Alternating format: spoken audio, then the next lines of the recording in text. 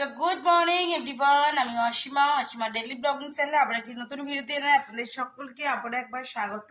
আজকে সানডে আর এখন টাইম হয়ে গেল 11:05। তো আজকে সানডেতে ইন্টারেস্টিং একটা রেসিপি আপনাদের সঙ্গে শেয়ার করব। এর আগে আমি আপনাদের সঙ্গে চিলি চিকেন, চিলি সোয়াবিন এগুলো সব শেয়ার করেছি। আজকে এগ চিলি এই রেসিপিটা আপনাদের সঙ্গে শেয়ার করব। তো অবশ্যই সঙ্গে থাকবেন। আজকের সানডে স্পেশাল মেনুতে এটাই থাকবে আমার তরফ থেকে আপনাদের জন্য। তো চলুন, আমি ঝটপট রান্না বসিয়ে দিয়েছি। আর যেটা সব থেকে আগে দরকার সেটা হলো ডিম। তো ডিমটা আমি সেদ্ধ হতে বসিয়ে দিয়েছি।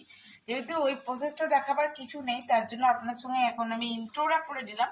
তো চলুন দেখা যাক আজকে এগ চিলি রেসিপিটা। শুরুতে দেখায় আমি বাটির মধ্যে ডিমটা নিয়ে নিচ্ছি। আর ডিমটা নর্মালি সেদ্ধ হবে, কিন্তু সেদ্ধটা একটু হার্ড হবে যাতে ডিমটা খসে না যায়, নরম না থাকে, তার জন্য। তো আমি এখানে নিয়ে নিচ্ছি তিনটে 6টা ডিম। আর ডিমটা খুব ভালো করে আমি সেদ্ধ করবো। আর সেদ্ধ করার সময় অবশ্যই 1 ঢাকনির মতন ভিনিগার, আর না থাকলে লেবুর রস আর একটুখানি নুন, এটা দিয়ে আমি ডিমটা এখন ভালো করে সেদ্ধ করে নেবো।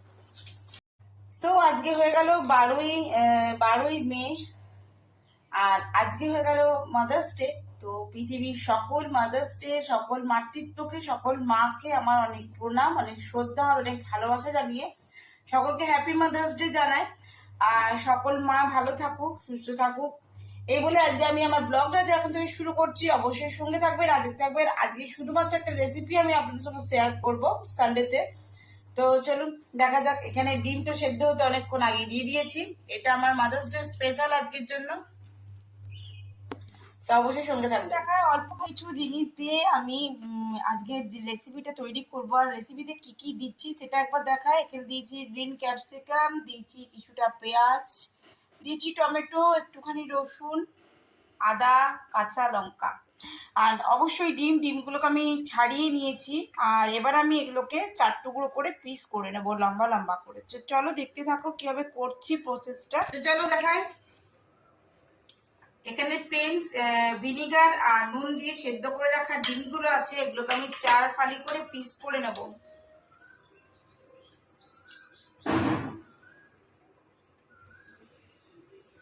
তার জন্য ডিমটা একটু বেশি হার্ড করে বয়েল করতে হবে।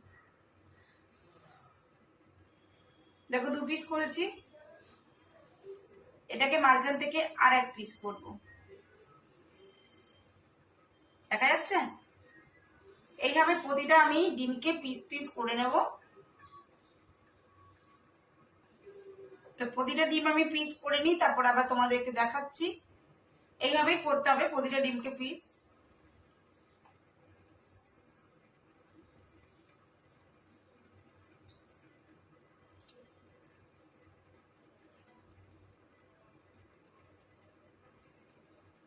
আজকে যেহেতু মাদার্স ডে, কিন্তু আমি খাওয়াবো আমার ফাদারকে। কারণটা কি জানেন তো? আমার মা আবার পোলট্রির ডিম খায় না। মুরগির মাংস, মুরগির ডিম এসব কিছুই আমার মা খায় না। আর আমার কাছে তো হাঁসের ডিম নেই, তো মায়ের জন্য যাওয়ার সময় কিছু নিয়ে যাব। আজকে সানডে আছে জানেন তো, আজকে আমার ক্লাস আছে। তো কাল যেহেতু ভোট আছে, তো আজকে ক্লাস করে আমি ঝটপট বাড়িও চলে আসবো, মানে বিডিঙ্গি চলে আসবো। তো চলো দেখাই। এখানে তো আমি ডিমগুলো সমস্ত পিস করে নিয়েছি। আর একটা ব্যাটার তৈরি করব যাতে আমি ভাজবো। এখানে নিয়েছি হাফ বাটি মতন কর্নফ্লাওয়ার, আর হাফ বাটিরও একটু কম এখানে নিয়েছি আমি ময়দা। দেখা যাচ্ছে? হাফ বাটিটা একটু কম নিয়েছি ময়দা, আর হাফ বাটির মতো নিয়েছি কর্নফ্লাওয়ার। তো আমি এই দুটোকে একটা বাটির মধ্যে মিলিয়ে দেবো।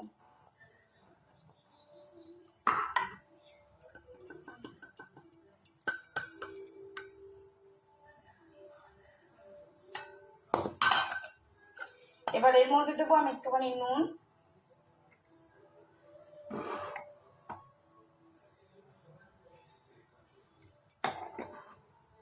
ঝালের জন্য দেবো একটু গোলমরিচের গুঁড়ো,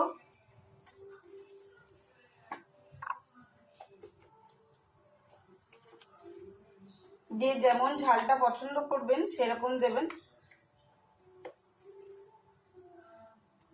আমি এখানে দিলাম কিছু কম 1 চামচের মতন একটুখানি গোলমরিচের গুঁড়ো।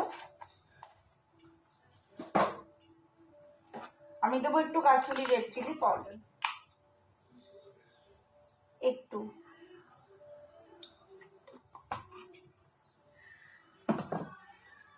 তারপর আমি জল দিয়ে অল্প অল্প করে একটি ব্যাটার তৈরি করে নেবো।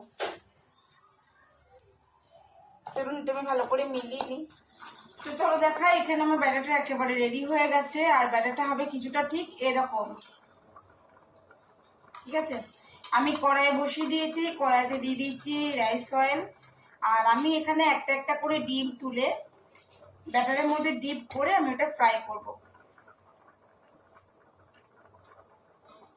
আর এই কাজটা খুব সাবধানেই করো, কেন ডিমের কুসুমগুলো আছে।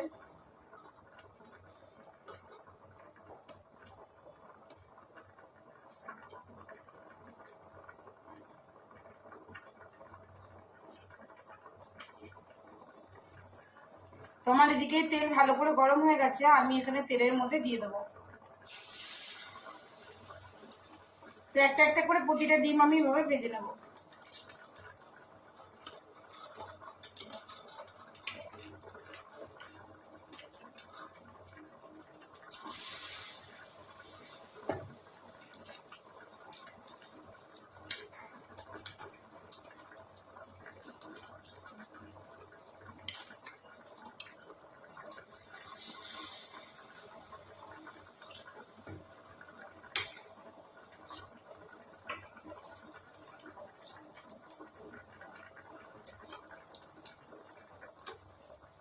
আমি এখানে আঁচটা হালকা করে ভাজছি। তো চলুন দেখা, আমার ভাজাগুলো এরকম হয়েছে। আমি আপাতত কড়াইতে 4টে ডিমই দিয়েছি, 4টে পিস দিয়েছি আর কি। আর ভাজাগুলো ঠিক এইভাবে একটু লাল লাল করে ভেজে নেবেন।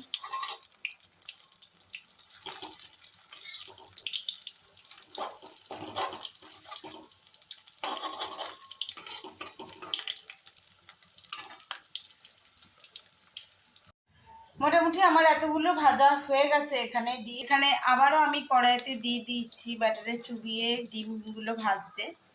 তো ডিমগুলো ভাজা হোক, তারপর আমি আবারও আপনাদের সঙ্গে প্রসেসটা দেখাচ্ছি কীভাবে করছি। এটা হলো একই সেমভাবে আমি ডিমগুলো এমন করে আপনাদেরকে দেখালাম, ডিপ করে কড়াইয়ের তেলের মধ্যে দিয়ে দিয়েছি, সেভাবে দিলাম। তো চলুন, সমস্ত ডিমগুলো আমি এখানে ভেজে ফেলেছি। এবারে আমি ডিম ভাজার তেলেতেই দিয়ে দেবো আর একটুখানি তেল। আমি রাইস অয়েলই দিলাম। এবার দেবো একটুখানি গোটা জিরে।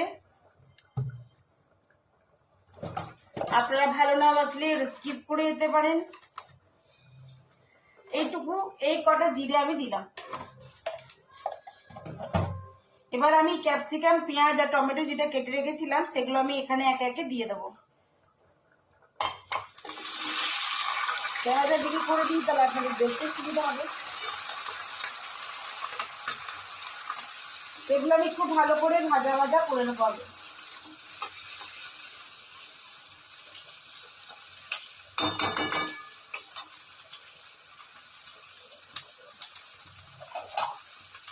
এটা একটু ভাজা ভাজা হয়ে গেলে এখানে আদা আর রসুন যেটা আমি কুচি করে রেখেছি একদমই, সেটা আমি এখানে দিয়ে দেবো।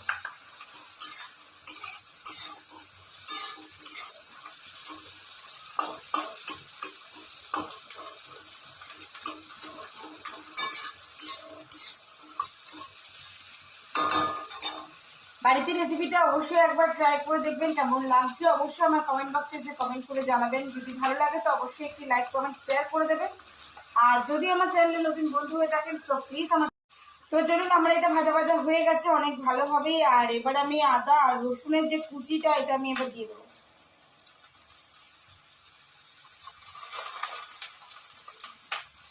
আমি 8-9 কোয়া রসুন আর একটুখানি আদাকে কুচি করে দিয়েছি।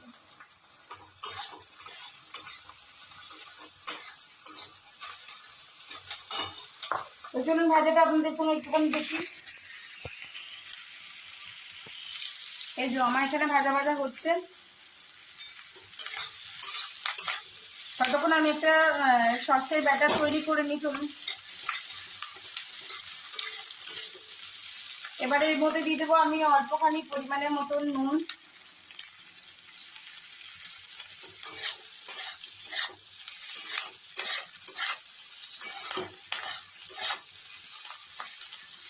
নুন দিলে এটা হালকা সটে হয়ে যাবে।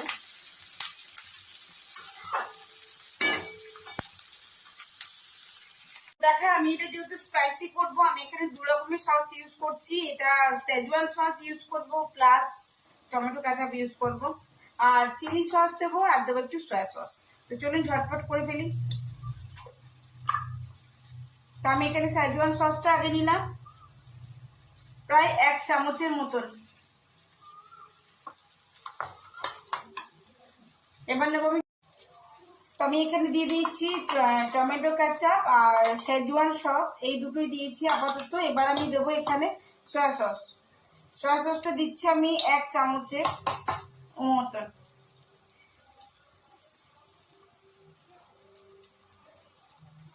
এই তো 1 চামচের মতন দিলাম, আর একটু দিই তাহলে কালারটা আসবে। এবার আমি দেবো একটুখানি চিলি সসটা।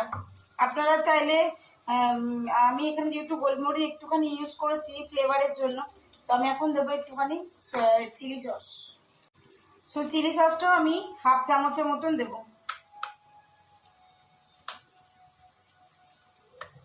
এটা 1/2 চামচ দিয়েছি, কাছ থেকে দেখিয়ে দিই, আমি এটা 1/2 চামচ দিলাম।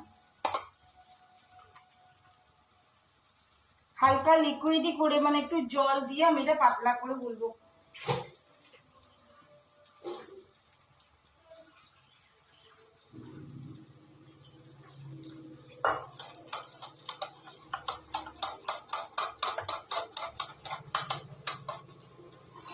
তো আমার এখানে সসটা একেবারে রেডি হয়ে গেছে। যেহেতু ওটা ডিম, তো আমি এটাকে শেষ মুহূর্তে দেবো। দেখুন আমার এখানে কিন্তু, তো আমি এখানে সসগুলো দিয়ে তার মধ্যে একটু দিয়ে দিয়েছি জল, ফুটবার অপেক্ষা করছি। এবার আমি দিয়ে দেবো ডিমগুলো। আর এটাতে অবশ্যই আপনারা চিনিটা একটু ইউজ করবেন, তাতে একটু বেশি ভালো লাগবে।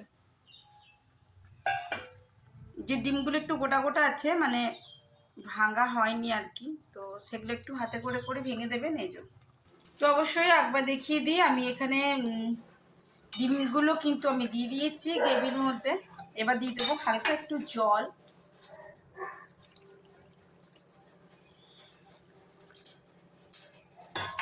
আর দিয়ে দেবো একটুখানি সয়া সস।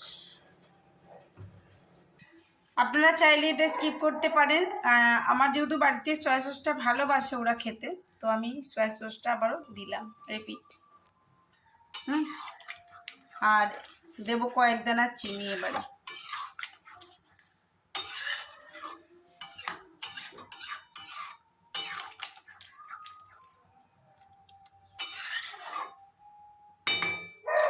কেমন লাগছে অবশ্যই জানাবেন।